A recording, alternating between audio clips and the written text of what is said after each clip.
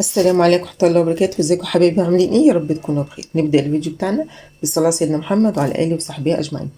النهارده جبت بقى ايه مشتريات رمضان، كل سنة وانتم طيبين. اللهم سلمنا رمضان وتسلمه منا مقبولا بإذن الله. هنا جبت معايا زيتون هنا، وانا كنت ايه يعني في السوق كده، فلقيت طبعا الزيتون اسعاره بتعلى. يعني انت ما لحقتيش تجيبي دلوقتي، هو قرب يخلص اصلا وعمال يغلى. يعني كان ب 30 اول ما نزل، قلت استنى شويه يمكن يرخص، بقى ب 35، قلت استنى شويه لغايه ما بقى ب 40 وب 45 كمان. فلقيت التفاح ب 45، بس انا بصراحه ما بحبش التفاحي، علشان التفاحي يعني عايزه تاكليه على طول، يعني اول ما يستوى ما بيقعدش معاكي شهرين ثلاثه وتكوني مخلصاه يعني. لكن العزيزي بيقعد معاكي من سنه للسنه. انا بحب بقى في الطعم الكلاماتا، ده زيتون كلاماتا، انا بحب الكلاماتا جدا في التمليح، بملحه عادي زي الزيتون العادي، بس بحب طعمه قوي في التمليح. وكمان بيتاكل جنب اي حاجه.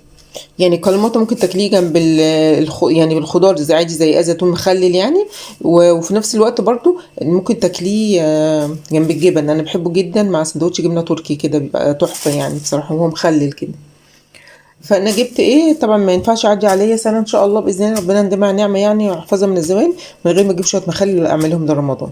فانا جبت دول، لقيته قال لي ب 40 كلماته، فقلت له ايه هاخد منك كيلو ونص ب 50.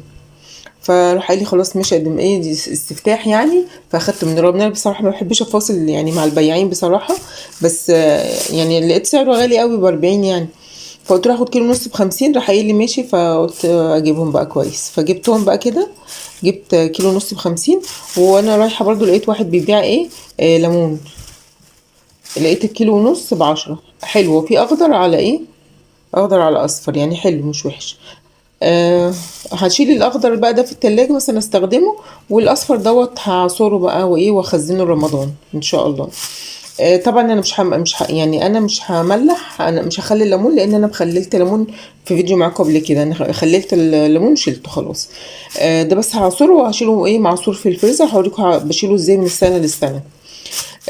مش هحتاج منه لليمون كتير، لان انا عامله ازازه اللي شفتوها معاكم في فيديو الليمون اللي اتعصر. انا خدت الميه بتاعته اللي اتملح، انا خدت الميه بتاعته وشلتها في ازازه في الفريزر او في التلاجة من تحت، لو يعني لو هتعمليها على طول. وقلت لغايه ما اجيب الزيتون وهعمل منه، هملح منه الزيتون، بدل ما نعصر بقى كيلو ونص ليمون ونعمل بيهم، لا نوفر ال10 جنيه دي ونفرز بيها الليمون ده لرمضان او اي وقت الليمون يغلى فيه، وناخد بقى الليمون احنا الميه بتاعت الليمون اللي احنا شايلينها نعمل بيها الليمون بتاعنا. بس كده ايه نملح بقى كده الليمون برضو الزيتون برضو مع بعض، ونشوف هنعمله ازاي ان شاء الله. هنا بقى انا خدت الزيتون شقيته زي ما انتم شايفين كده. شقيه بقى واحده او اتنين او تلاته زي ما انت عايزه. انا شقيته ايه كل واحده اتنين كده بالسكينه. بس هحط عليه ميه بقى وهنقعه. انا بقى عشان بقى ما يعملش معاكي ما يسودش من بره المكان ده كده، المكان النقع ده بتحطيه في علبه مقفوله عشان ما يدخلوش هوا فيسود. فتحطيه في علبه بغطا كده وتقفلي عليه لغايه ايه ما تخلصي النقع بتاعه. طبعا هنقعه يومين او ثلاثه، وتغيري يومين كفايه، وتغيري له الميه حوالي 3 مرات في اليوم. بس كده هحطه بقى انا في علبه كده، اغسله الاول غسله حلوه واحطه في علبه بغطا، واسيبه بقى كده ايه وغير الميه من وقت للتاني. هنا بقى معانا هنجيب الزيتون بتاعنا بعد ما نقعناه بقى كده 3 ايام، وكل يوم بنغير له الميه 3 مرات في اليوم عشان ينزل كل المراره اللي فيه. كده احنا اتاكدنا ان هو مفيهوش مره خالص ان شاء الله. هنا هنحطه بقى كده في اي بوله عندك، وزي ما انتم شايفين بصوا كده انا شقيته. والمكان الشقي مش مسود ليه، عشان احنا مغطينه. طول ما هو منقوع خليه متغطي. عايزه تحطي له معلقه خل مثلا او حاجه حطي له عشان ما يسودش، بس اهم حاجه يبقى متغطي وهو محطوط في الميه. بعد كده معانا ده بقى فلفل احمر وفلفل اخضر معمولين في الكبه، اضربيهم حلو في الكبه يعني يبقوا مجروشين مش يبقوا ناعمين قوي يعني. ده بيديها بقى الخلطه دي بتديله طعم تحفه يعني. جربوه بالطريقه دي وهتدعوا لي. هنا معانا جزر مبشور، برضه هتبشري ايه جزر على قد ما تقدري بقى. هو المفروض كل كيلو بياخد ربع كيلو جزر، بس طبعا الجزر دلوقتي ب 40 جنيه يعني. فانت على حسب بقى اللي موجود عندك، او على حسب ما تقدري تجيبي يعني. تحطي جزرايه اتنين تلاته ربع اللي زي ما انت عايزه يعني. هنجيب بقى الجزر كده وهنحطه بقى عليهم ونقلب بقى كده كله مع بعض. الخلطه دي بتديله طعم تحفه يا جماعه. وبعدين انت برضو عايزه تعمليه من غير اي حاجه بميه وملح بس، اعمليه زي ما انت عايزه. لكن هو اسمه مخلل، فالمخلل يعني ايه يعني يفتح النفس، يبقى شكله يفتح النفس وطعمه كمان بيفتح النفس. فهي الخلطه دي بتخليه بقى يعني طعمه حلو كده، وعلى قد ما بتحبيه حامي بقى زودي الفلفل الحامي. ما ننساش طبعا طول ما احنا واقفين بقى في المطبخ كده ما بنعملش حاجه، نذكر الله طول ما احنا واقفين، خلي ايه السنتنا عامره بذكر الله. نقول بقى نصلي على رسولنا الكريم عليه افضل الصلاه والسلام. نستغفر كتير، نحوقل كتير، نسبح كتير، ربنا بيحب التسابيح قوي. فطول ما احنا قاعدين كده في البيت او بنعمل اي حاجه في المطبخ نذكر الله كده، ناخد ثوابات واحنا واقفين. والله الاكل بتلاقيه بيفرق 180 درجه، يعني الاكل بتلاقيه حاجه تانية خالص طول ما انت واقفه بتعمليه كده بتذكري الله. والله جربوها وهتشوفوا النتيجه بنفسكم يعني. هنعمل المحلول بتاعنا. المحلول بتاعنا عباره عن ايه؟ فاكرين الازازه دي اللي كنا عاملين منها الليمون؟ كنا سالقين الليمون وخدنا الميه بتاعته شلناها في ازازه. انا حطيتها في الفريزر او حطيتها في التلاجة لو هتعمليها بعدها على طول.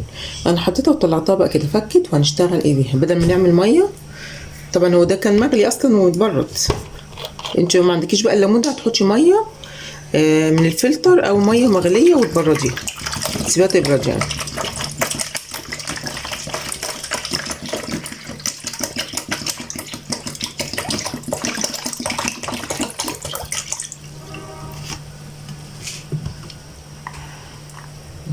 هنا بقى كل لتر ميه هياخد 4 معالق من الملح. ده ملح خشن، بسم الله.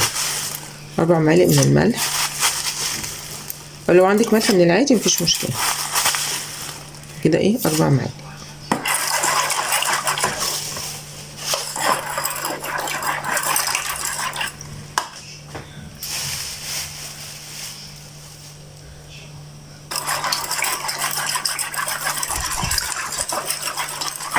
طب لو انت مش عاملاها بليمون هتحطي ميه وتزودي عليها ايه مثلا حوالي نص كوبايه ليمون معصور. هنضيف عليها برضو ايه معلقه من السكر كده كبيره عشان يفضل مقرمش معانا ما يطراش، وبتعتبر ماركه حفظ برضو. هنضيف لها كمان معلقه كبيره كده من الكركم، هتديها لون حلو، بتدي الزيتون لون حلو. هنجيب البرطمان بتاعتنا بقى، طبعا غسلينها ومعقمينها.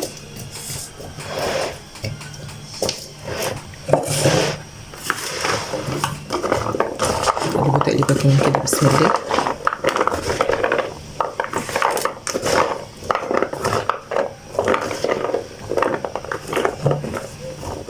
نعبي كده بسم الله.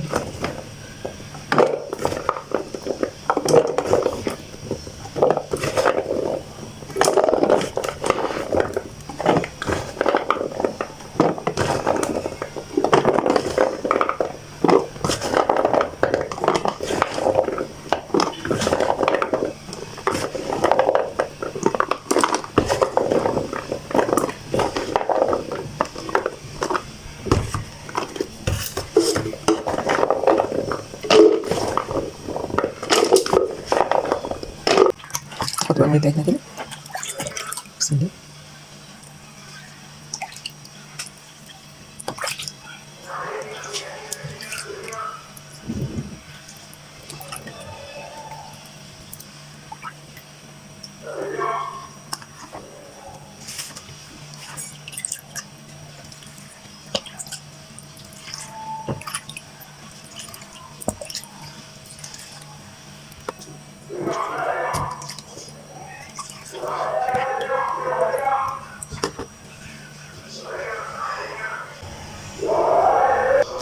هنحط على الوش بقى ايه، يعني عندك بقى الليمون، لو انت عصره الليمون عملتي بيه هتحطي قشر الليمون على الوش، لو ما عندكيش هتحطي ايه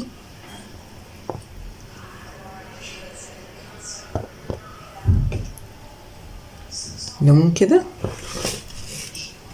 وتحطي على الوش شويه زيت. لازم الزيت علشان خاطر يعمل ايه مادة عازلة بين الهواء وبين الزيتون بتاعنا. بس كده هقفلها بقى كده وكده جاهز معانا. هنعمل التاني بنفس الطريقة. هنا بقى هنفرز شوية ليمون كده لرمضان. معايا ليمون، بس حاولي الليمون اللي تفرزيها تكون ناعمة، عشان الليمون الناعم ده بيبقى فيه مية كتير ماشي. وفي نفس الوقت ما تاخديش الليمون الاخضر، يعني نقي الاصفر بس هنعمله، عشان الاخضر بيمرر لو انت فرستيه. نسمي كده الله ونبدأ بسم الله. نجيب كوباية بقى كده،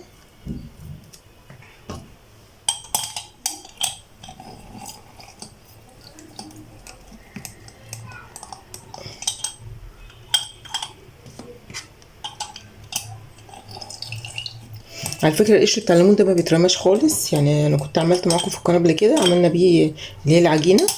العجينه دي بتنفعك بقى في لو حطيه مع الغسيل مثلا، بتخلي الابيض زي الفل. بتحطيه مع غسيل تغسلي بيه الاستانلس الالومنيوم، بيخلي المواعين بتلمع. كوبايات اي حاجه، اي مواعين. في التنظيف اي حاجه بتحطيها في خلطه التنظيف، حطي معاها معلقه من العجينه دي، بتخلي الحاجه معاكي بتلمع وبتبرق كده.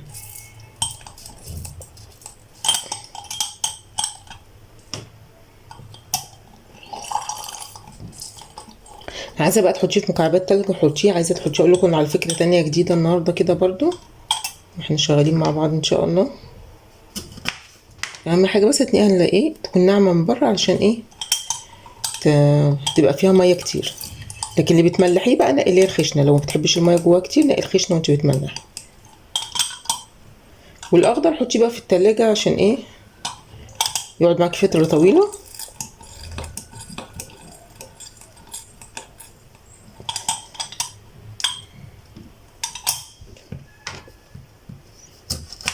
الليمون رخيص اليومين دول، نلحق نفسنا كده ايه، نجيب لنا حبه تملحي بقى، حبه تفرزي حبه،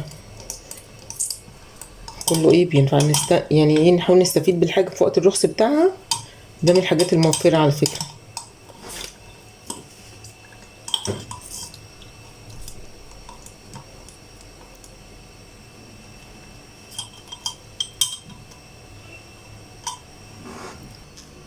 بصوا انا كنت عملتها معاكم قبل كده في اللي هو المكعبات عملتها في مكعبات التلج يعني. فالمره دي هنعمل حاجه جديده كده، بس وانا اجيب ايه. فالمره دي هنعملها دي ازازه كاتشب، اللي هي ايه طبعا بدل ما ترميها خليها تنفعك في حاجه زي كده. هتجيبي الازازه دي، لو ما عندكيش الازازه دي ممكن تجيبي ازازه اللي هي اسمها ايه عصير ياس. عارفين عصير ياس اللي ليها بتاع من فوق كده؟ دي بتبقى حلوه برضو في الحاجات دي، كنت بعمل فيها زمان. بس انا بقى مش عارفه هو لسه موجود اصلا عصير ياس ده ولا لا. كنت بجيبه ولادي يعني زمان وهم رايحين المدرسه، كنت باخد الازايز زمان اعمل بيها ايه العصير دي اهو زي ما انتم شايفين كده. كنت باخد الازاز الياس واحط اعملها كده، تحطيها في الفريزر قبل ما تستخدميها بشويه، هتطلعيها من الفريزر يدوب حبه يفكوا منها كده، مثلا 5 دقايق 10 دقايق حبه يفكوا من فوق. هتفتحي كده وتفضي بقى ايه، تاخدي الكميه اللي انت عايزاها، تفتحيها كده تاخدي الكميه اللي انت عايزاها وايه تقفليها وترجعيها الفريزر تاني. بس ما تخليش تفك كلها او تسيح كلها، لا انت فكي، انت سيبيها 10 دقايق هتلاقي حبه فكوا كده على قد استخدامك. هنا بص، هنا بقى حطيناه كده هنا زي ما انتم شايفين كله. اعملي بقى ازازه ازازتين على حسب ما انت عايزه، ممكن تعملي ازازه والباقي تعمليه في مكعبات تلج. انا كنت عامله معاكم في مكعبات التلج قبل كده، فما رضيتش ايه اعيدها تاني، انا قلت اعمل لكم ايه فكره جديده يعني. القشر بقى اللي طالع مننا ده ما يترميش، ده هنعمل منه عجينه اللي هي عجينه السحليه للتنظيف يعني. بتنفعك بقى في غسيل الهدوم، في غسيل المواعين، في اي حاجه بتاخدي معلقه على اي حاجه بتخلي الحاجه بتبرق زي الفل.